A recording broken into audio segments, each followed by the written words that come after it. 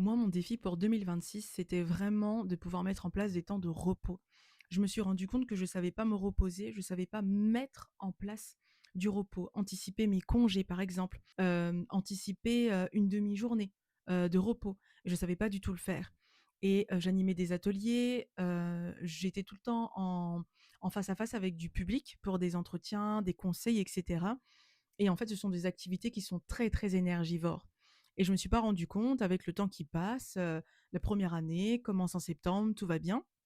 Les premiers congés arrivent pour Noël, la fatigue commence à s'installer, mais on se dit: «OK, Noël, la période de Noël est assez reposante, donc je vais pouvoir me reposer» et finalement les vacances de Noël sont pas du tout reposantes entre les repas, de famille, les courses, les cadeaux à préparer, enfin bref. C'est rien de reposant, il y a rien de reposant en tout cas dans tout ça et finalement, le temps continue, janvier, février, mars, avril.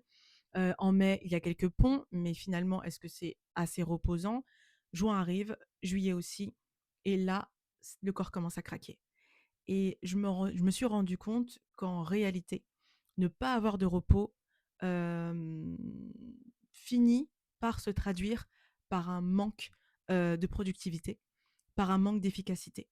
Quand je suis fatiguée, forcément, je ne suis pas productive et je ne suis pas efficace. Et donc, le repos pour moi en 2026, c'est un vrai défi. Savoir se poser, savoir avoir des temps de repos, faire des pauses au travail, enfin bref, se reposer quoi.